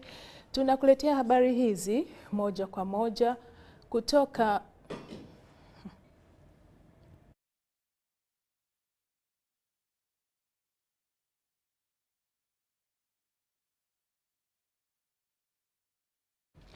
Hujambo mtazamaji wa UBC TV, ifuatayo ni taarifa ya habari. Tunakuletea habari hizi kutoka studio zetu zilizoko mjini Kampala. Na katika habari ya kwanza, katika juhudi za kurejesha upya uungwaji mkono wa vijana wa NRM, waziri wa nchi wa Kampala Chofa Togabye ameongoza mkutano wa vijana katika kijiji cha Kito Village, Kivuma, wilaya ya Nakaseke. Kulingana na waziri Chofa Togabye, vijana katika kijiji hicho wameonekana kuitelekeza NRM, wakati ambapo NRM imewafanyia mambo mengi mazuri kuwaboreshea maisha kupitia mipango mbalimbali ya serikali iliyoanzishwa kwa ajili ya kuwakwamua kiuchumi. Amewaahidi kwamba serikali inaendeleza juhudi za kutatua kila changamoto wanayopitia, ambapo amewatolea wito wa kumuunga mkono Rais Museveni wakati wa uchaguzi mkuu ujao.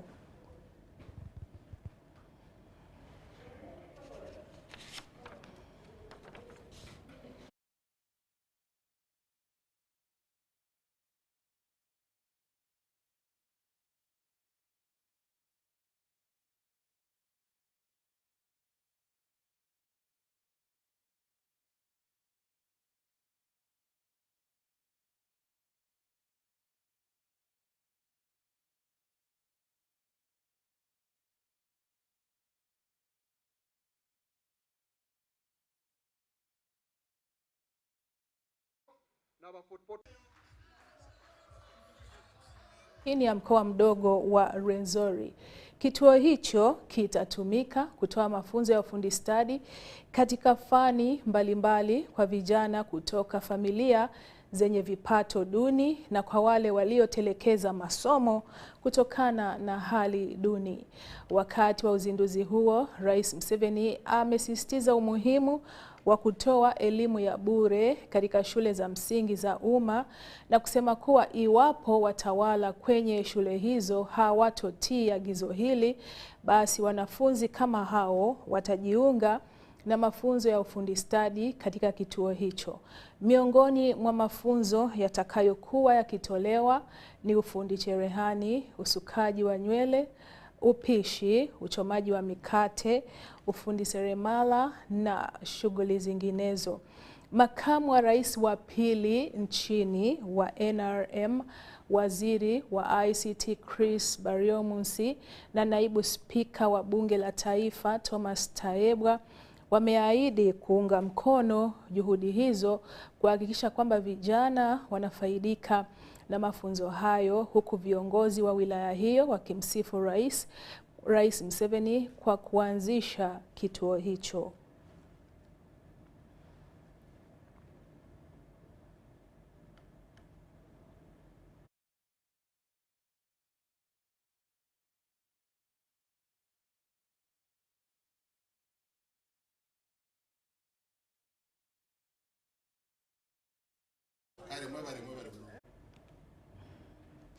Katika juhudi za kurejesha upya uungwaji mkono wa vijana wa NRM, waziri wa nchi wa Kampala, Mheshimiwa Kabuye Chofatogabye ameongoza mkutano wa vijana katika kijiji cha Kito, Kivuma na Kaseke, na kulingana na waziri huyo, vijana katika kijiji hicho wameonekana kuitelekeza NRM wakati ambapo NRM imewafanyia mambo mengi mazuri kuwaboreshea maisha kupitia mipango mbalimbali ya serikali iliyoanzishwa kwa lengo la kuwakwamua kiuchumi.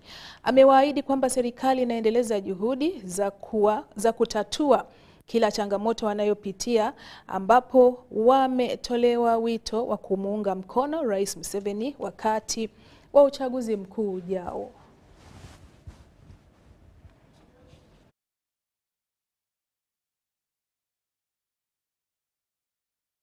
Mzozo umeibuka kati ya madereva na makonda walio katika miungano miwili tofauti, mmoja wa Chireka Drivers and Conductors Agaliwamu Association na mwingine wa Chireka Twezimbe Taxi Drivers and Conductors Association.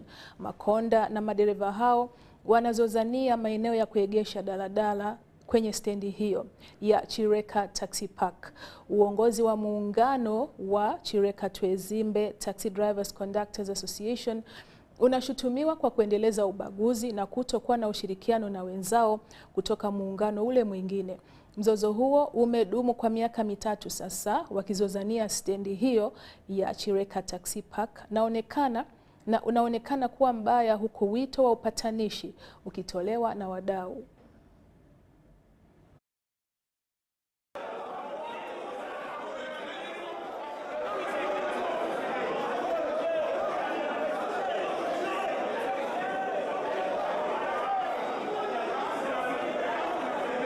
People have been conconcting some words to their friends that they had some pangas, people are going to demonstrate, whatever. But it wasn't true. Because I lead security in this division, I'm on ground. I've not heard of panga whatever's coming to this Namgongo division area of Chireka. Anyagange ze Abudu Mukasa, chairman wa Chireka Twezimbe Drivers and Conductors Association. Tufunye okulumbibwa olwaleero ekibinja ky'abavubuka oba abasajja abakulemberwa mukulu Banadda Godfrey ne Nsubuga Geoffrey nga bava nga wutofu yeri emabega waabwe ye basindiki. Abantu bange mbagamba temuddamu kutukulwa bone babaze tetulwandagana nabo ffe tukozesa ekintu ekiteeka twabagamba dde obaddala be batutwala obaddala twabagoba bagende mu kooti batuwaabi tuli lwedde okuwoza nabo. Tebagenda mu kooti bali wano bakola bintu bya kimpukumpuku bya kitoliro kujja kutusumbuwa tukedde ebintu by'abasaabaze ku makya bibuze nga Banadda ne gurupu ye be bakulembedde omugundi ogwo kuba bazze nga buli motoka kye basangako bakijjako obujjanga bakuba wansi ebikiri mu bbuutu bajja abakulembeze abasaabaze babasesise ne babasuula ebweru naye nze ne kabineti yange tukoze omulimu ne tulaba nga tutuukirira abakulembeze bekikwatako embeera RDC yatuuza ebibinja enjuyi zombi n'abatabaganya era n'abagamba nti ensonga zino twala tuzimale zifulume mu kitundu kyange kubanga mpulira nange nzikoze eki nzikooye mukulu Geoffrey n'abamubuuza kikyoyagala nti njagala nange nfune akasente nange ndi bubi bano twezimbe Drivers and Conductors Association ne bagamba nti munafu wadde si member naye engeri yali mulimu gaffe guno gwa taxi katusalewo tumuwengayo $6,000 buli wiiki naye zimuyambengako okulaba nga afuna akokulya kubanga eri kyali kimutawanyagamba naye ali bubi ayagala kufuna kyakulya talina mulimu simu yali talina simu mu mannya ge essimu gyalina eri mu mannya ga mukyala we era nayo n'agituwa tetugiwandiika ne ku ndagaano gye twakola nga tuli RDC ng'eri mu mannya ga mukyala we nga buli wiiki bamusindikira $6,000 abatwezimbe kyebeeyama era kyebatuukiriza omubaka w'ekitundu kino ku disitulikiti y'e Wakiso ti guno gube gwe mulundi ogusembyeyo mwana mulenzi oyo ne banno bw'oba wagaana okumatira ne kyebakuwadde tojja kumatira niwe banaakukolera batya tojja kumatira kubanga wayingiramu omuze guli ogw'obubbi kati omuze ogw'obubbi we gwalema olowooza nti nakakati olina okujja wonoofunira wobbira n'ekibinja kyo ekireka tetujja kukikkiriza njagala okwebaza ossi w'ekireka ne diso ne piso ne giso ne viso bonna abakoze ekisoboka okulaba ng'embeera edda mu nteeka ate ne neebaza n'abaana bano abakoze ekisoboka kubanga balina amaanyi bonna bw'obatunuulizaamu kamera bonna bakabodde basobola obikola n'eggaali basobola ogikola ki naye olw'ebyo bye twabagamba nti emyaka gyammwe temukyalwana bakoze empisa ennungi ne bagaana okuyingira mu lutalo olw'okulwana abaana bano mbeebaza ne neebaza n'obukulembeze bwa kireka nti mwebale nnyo kireka central timwebale nnyo okubuulirira abaana bano okukuuma empisa ku lw'omulimu yutofu ezzeetabangula eggwanga lino yutofu yeerimbise mu kwefuula mbu etereeza takisi naye nga yutofu eyonoona takisi yutofu erimu abakulembeze mbu etereeza takisi naye ng'etabangula masiteegi ga takisi bazze boonoona amasiteegi g'abaana ge beetereddewo okunoonya ekyokulya nga pulezidenti we yatulagira nti buli omu alembekere waali naye bo bajja ne batusindikamu abayaaye na hivi sasa tupate mapumziko mafupi tu kutoka studio.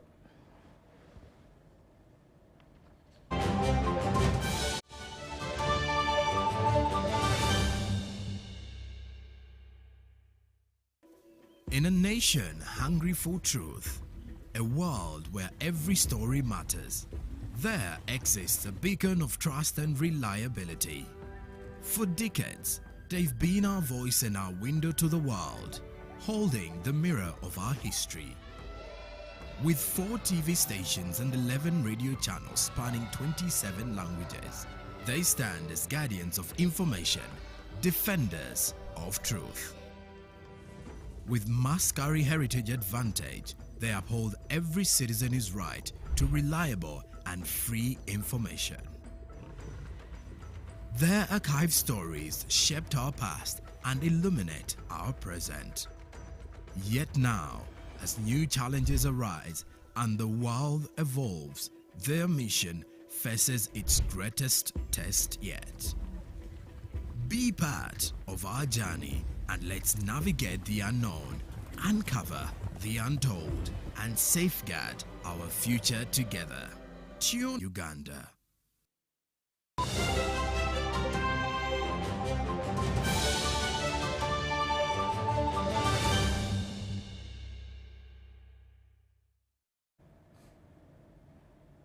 Na serikali kupitia Wizara ya Kazi na Uchukuzi imetoa agizo la kusitishwa kwa Serikali kupitia Wizara ya Taarifa, Mawasiliano na Teknolojia imearifu kuhusu utayari wake wa kuhakikisha kwamba wananchi wote wanafaidika na mabadiliko ya mara kwa mara ya teknolojia, hasa teknolojia ya akili mnemba ya AI. Akihutubia waandishi wa habari katika mkutano wa wadau kuhusu mradi wa Huawei Mini Mobile World 2025 wa kueneza maendeleo ya kidijitali hasa teknolojia ya AI ambao umefanyika Kampala, Amina Zawede, katibu wa kudumu katika Wizara ya ICT, amezungumzia umuhimu wa teknolojia ya AI na kufafanua kwamba serikali ipo katika mchakato wa kuunda rasimu ya mpango wa kuunda sera kamili ya AI. Dennis Goa ana ripoti zaidi. Mkutano wa kila mwaka wa wadau wa Huawei Mini Mobile World Congress mwaka 2025 ambao lengo lake ni la kukuza maendeleo ya kidijitali hasa teknolojia ya AI umefanyika Kampala, huku msisitizo ukiwekwa katika uundaji wa sera kamili ya AI. Mbali na kujadili swala la AI au artificial intelligence, mkutano huu ulitumika kama jukwaa la maonyesho ya vifaa vya teknolojia ya kisasa ambayo inachangia katika kubadilisha maisha ya watu kote duniani. It has given us an opportunity to experience what they showcase at the Mobile World Congress. So they have the latest technologies in networking, the latest technologies in software development, latest technologies in artificial intelligence that are helping us to improve service delivery and helping us to do things better. Wakati ambapo teknolojia ya AI inaendelea kutikisa ulimwengu kwa kasi, mkutano huu umefanyika kwa kauli mbiu isemayo mustakabali janja zaidi na ushirikishwaji wa kidijitali kwa Uganda. Wizara ya ICT imezungumzia umuhimu wa AI na kuthibitisha kwamba ipo na mpango wa kuunda mikakati ya ushirikishwaji katika sekta ya AI. Technology not only promotes sustainable economy development in Uganda, but also can create some new space for digital economy. This one also will be the focus of Huawei Uganda this year.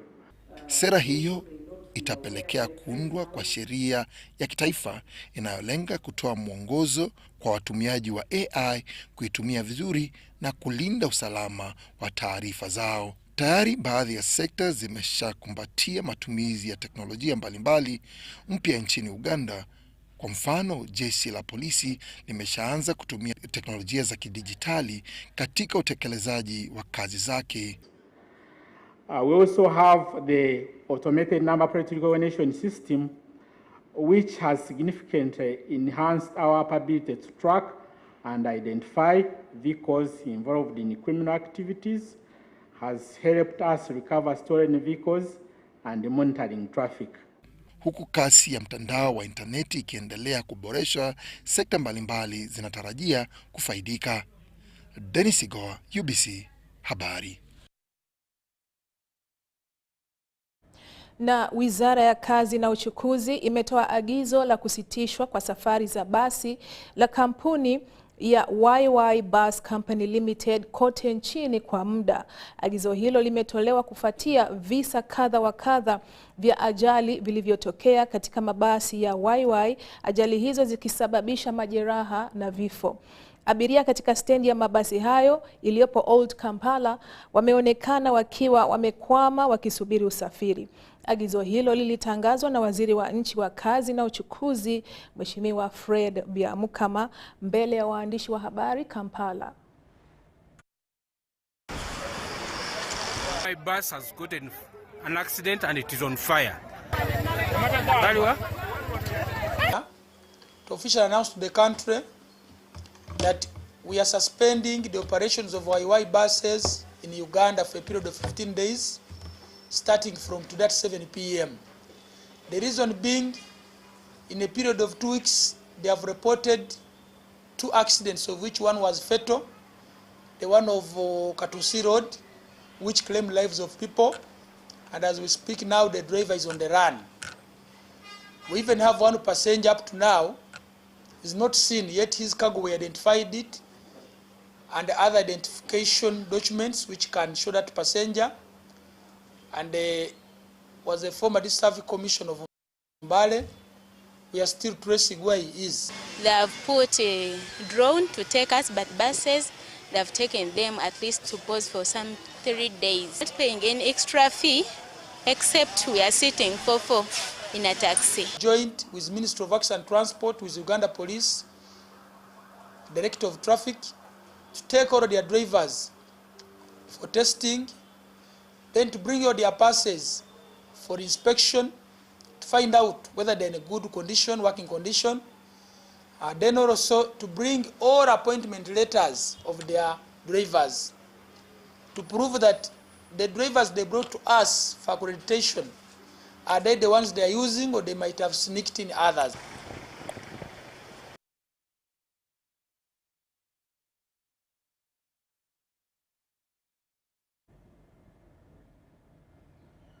Na hadi hapo tumefika tamati ya taarifa hii ya habari kwa siku ya leo.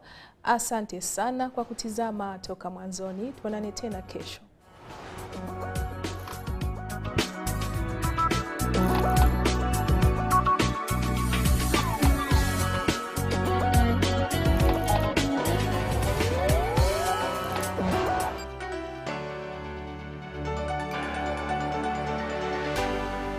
UBC, inspiring Uganda.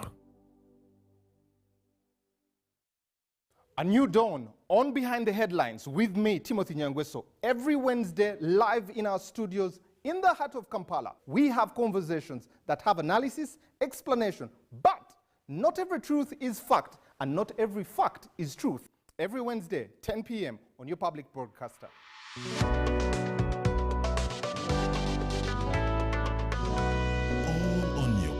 Broadcaster, UBC, inspiring Uganda. Did you know that our #1 value as a nation is to respect and protect the environment? With the current population increase of Uganda and industrialization, this has increased pressure on the natural resources, resulting into environmental degradation and global warming. Developing countries like Uganda could face 80% of the global climate change effects by the year 2030 if no action is taken. Join us here on UBC TV, Inspiring Uganda, on our Eco Plus program, where we bring you an in-depth analysis of issues that are disastrous to our environment. Every Wednesday at 7:30 p.m, only on your loved station, the National Broadcaster.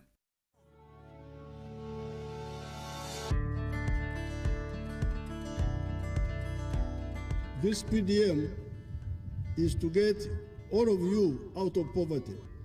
That's why we said 100 million per parish per year. The parish development model is designed to eradicate poverty by providing the support necessary for financial independence. We have seen how 1 million, how much 1 million can do. The whole of Uganda is very rich. So what you call poverty is actually ignorance. You need everybody to come up.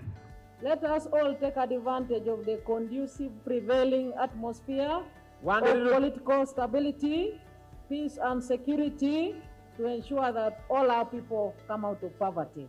And I've told the banks to stop deducting from the 1 million. You must get the 1 million full. The government is the one which will pay the bank charges. Now the number of stools in this Matoke enterprise are 1,000. They are on 1 acre. And we harvest 17 bunches every day. The money that we get from this Matoke, after selling each bunch at 15,000 shillings, for the whole year, we get 91.9 million shillings. So I want to encourage all the people of Teso also to change the mindset and adopt to new crops which were not traditionally grown here. We emphasize 2 words, wealth and jobs. This PDM is to get all of you out of poverty.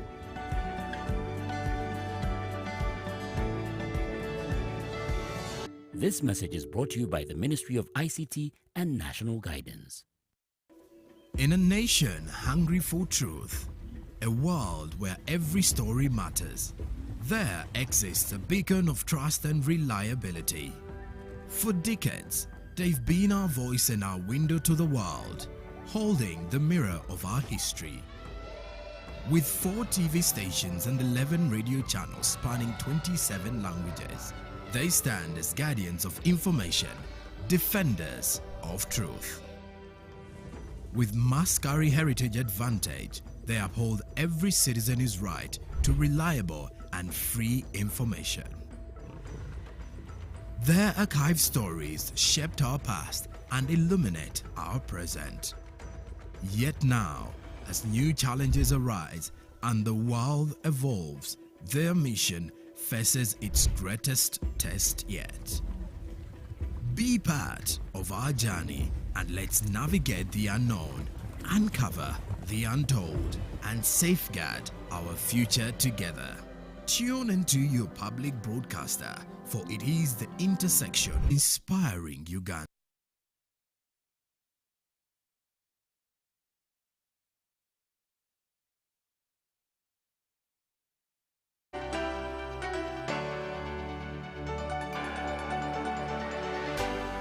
UBC, inspiring Uganda.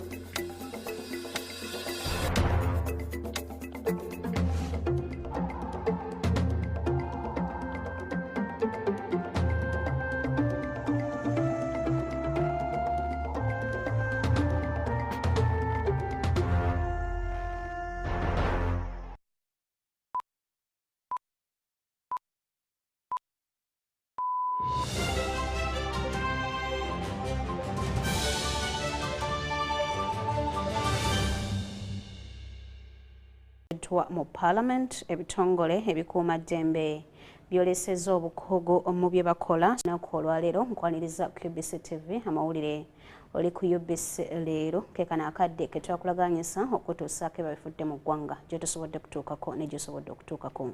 Nze Shaidat Nassaku ne Elizabeth Nakakoni ku lwa bannaffe abakozesa obubonero. Kale tutandikiddewo n'amawanga ga Bulaaya gagenda kuwa Uganda obukadde bwa euro 8 zikozesebwe mu kukuuma obutonde bw'ensi naddala okusimba ebibira ab'omukago ogwa Bulaaya. Bino babitegeezezza Ssabaminisita wa Uganda Robina Nabbanja mu nsisinkano gye babaddemu mu ofiisi ye mu Kampala. Katubirabe. Okunoonyeza kulaga nti ebibira mu Uganda bize bikendeera era nga emyaka 2 egiyise ebibira bikendedde okuva ku bitundu 24 ku buli 100 kati nga biri ku bitundu 12 n'obutundu 6. Gavumenti ya Uganda ngeri wamu n'ekitongole ky'amawanga ga Bulaaya ki European Union batandikawo enkolagana enaayamba okuzzaawo ebibira. We very much welcome all the efforts made so far by the government of Uganda to implement activities that promote our common sustainability objectives, and in particular the preservation of forests. As you know, forests are the lungs, the life support system of the world. They help regulate the global climate and water cycle all around the globe, and their biodiversity is unique. Enkolagana eno ya Uganda n'amawanga ga Bulaaya gagitaddemu ssente obukadde bwa euro 48. As you are aware, we have committed some